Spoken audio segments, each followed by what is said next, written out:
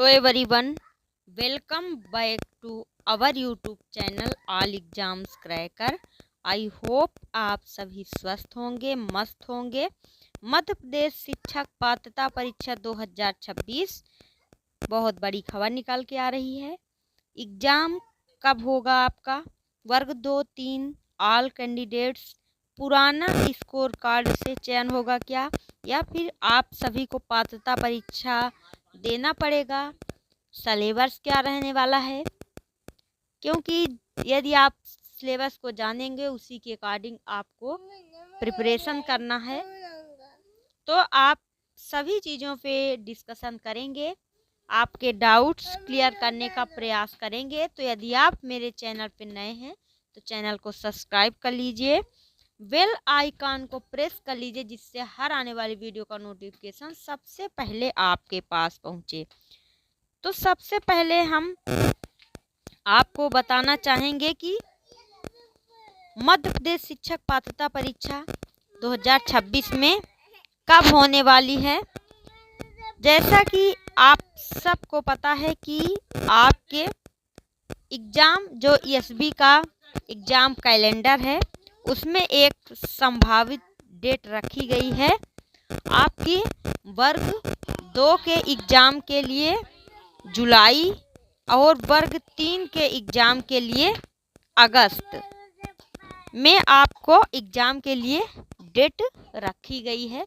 अब जब जुलाई और अगस्त में आपके एग्ज़ाम होने हैं, तो आखिरकार आपके नोटिफिकेशन कब आएंगे, ये सभी कैंडिडेट्स के मन में आ जाता है कि आखिरकार नोटिफिकेशन कब तक जारी हो सकता है।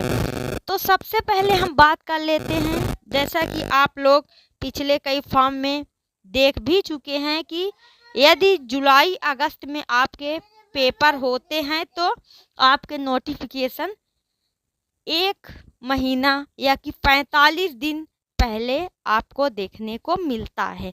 तो जैसे हम वर्ग 2 की बात कर लेते हैं, तो वर्ग 2 का आपका एग्ज़ाम जुलाई में होना है। तो जुलाई से अब 1 माह पहले आप लोग लास्ट मई के लास्ट वीक तक या फिर मई के लास्ट वीक तक ही कहिए, आपका नोटिफिकेशन वर्ग 2 वालों का देखने को मिल सकता है। रूल बुक जारी होगा, उसके अकॉर्डिंग आप लोग 1 महीने का आपको टाइम मिलता है प्रिपरेशन करने का। अब वर्ग 3 नोटिफिकेशन की बात करें तो वर्ग 3 का नोटिफिकेशन, वर्ग 3 का आपका एग्ज़ाम अगस्त में प्रस्तावित है।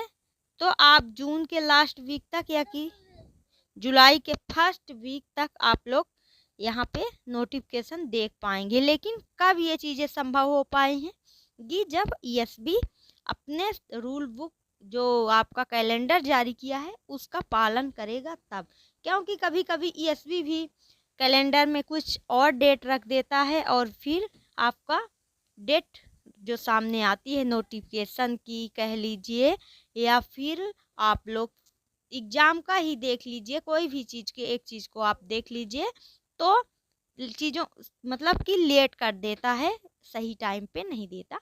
तो ये सारी चीज़ें थी। यदि ईएसबी अपना कैलेंडर के अकॉर्डिंग यदि सही टाइम पे नोटिफिकेशन जारी करेगा तो आपका यही टाइम है।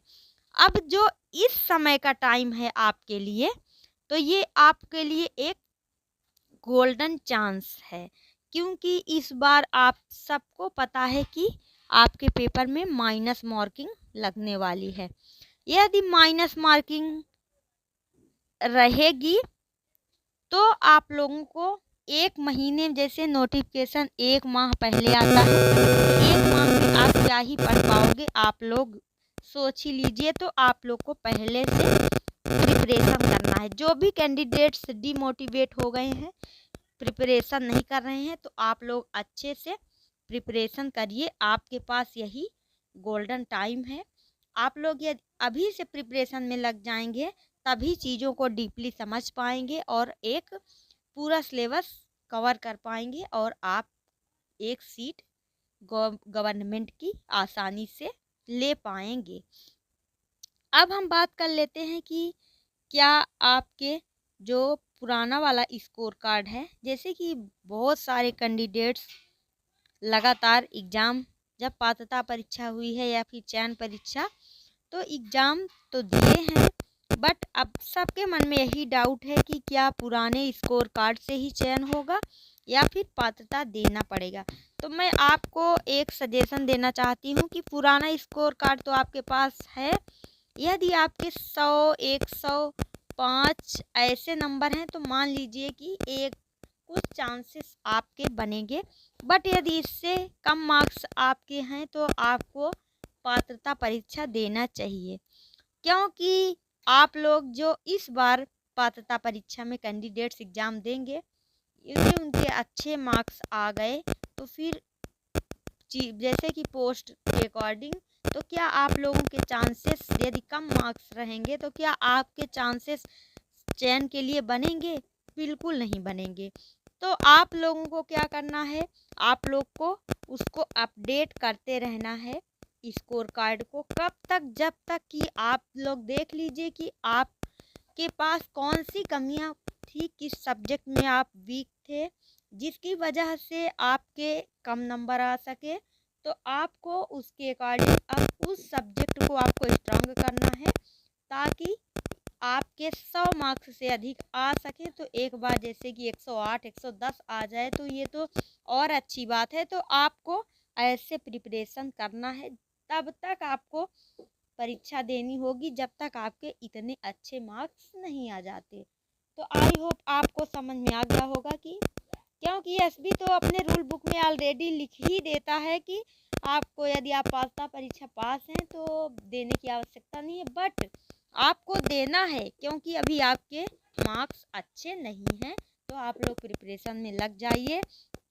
अब हम वर्ग 3 के कुछ सिलेबस पर चर्चा कर लेते हैं कि आखिरकार जब आपको प्रिपरेशन करना है तो कैसे करना है और क्या चीज़ें आपको अच्छे से कवर करना है। तो आप लोगों ने देखा होगा कि पिछली जो पात्रता परीक्षाएं हुई थी उसमें आपके सिलेबस में बाल विकास रखा गया था, और आपने देखा होगा ये भी 30 नंबर का रखा गया था। और हिंदी की बात कर लें तो हिंदी भी आपकी 30 नंबर की। तो 30 में आपको 15 नंबर तो हिंदी लैंग्वेज का मिलेगा और 15 नंबर में आपकी पेडागॉजी भी रखी जाती है। यहाँ से आपको पेडागॉजी भी अच्छे से कवर करना है। और अब इंग्लिश की बात कर लेते हैं, इसमें भी 15 नंबर का आपका पेडागॉजी रहने वाली है, इंग्लिश में भी। इसी प्रकार 30 नंबर का आपका मैथ भी रहेगा, यहाँ पे भी पेडागॉजी आपकी 15-15 दोनों चीज़ें आपको देखने को मिलेंगी। अब बात कर लेते हैं EWS की, पर्यावरण की। तो पर्यावरण में आपको क्या करना है, यहाँ पे आपका 20 नंबर का पर्यावरण आएगा और 10 मार्क्स के आपकी पेडागॉजी पूछी जाएगी। अब ये 15 मार्क्स का क्यों नहीं आ रहा है, क्योंकि इसमें थोड़ा सा GK GS से रिलेटेड कुछ चीज़ें जोड़ दी जाती हैं, ऐड कर दी जाती हैं, जिसकी वजह से ये 20 मार्क्स का रहता है। 10 मार्क्स का आपको पेडागॉजी देखने को मिलेगी। तो इस तरह से कुछ सिलेबस है, ये पिछले के अकॉर्डिंग मैं बता रही हूँ, बट यदि चेंजेस होगा तो थोड़ा सा ही आपको चेंजेस देखने को मिलेगा, क्योंकि हिंदी तो आपका वही रहना है तो आप लोग हिंदी की प्रिपरेशन कीजिए, मैथ आपका वही रहना है तो आप लोग मैथ की प्रिपरेशन कीजिए, इंग्लिश आपका वही रहना है तो आप लोग इंग्लिश की प्रिपरेशन कीजिए, और बाल विकास और पर्यावरण यदि इसमें कुछ चेंजेस होता है तो आप लोग उसको बाद में कवर कर लीजिए। यदि अभी तक आपने वीडियो को लाइक नहीं किया तो लाइक कर दीजिए, चैनल पे नए हैं तो फटाफट से चैनल को सब्सक्राइब कर लीजिए, बेल आइकन को प्रेस कर लीजिए, जिससे हर आने वाली वीडियो का नोटिफिकेशन सबसे पहले आपके पास पहुंचे। थैंक्स फॉर वाचिंग, फिर मिलते हैं नेक्स्ट वीडियो में।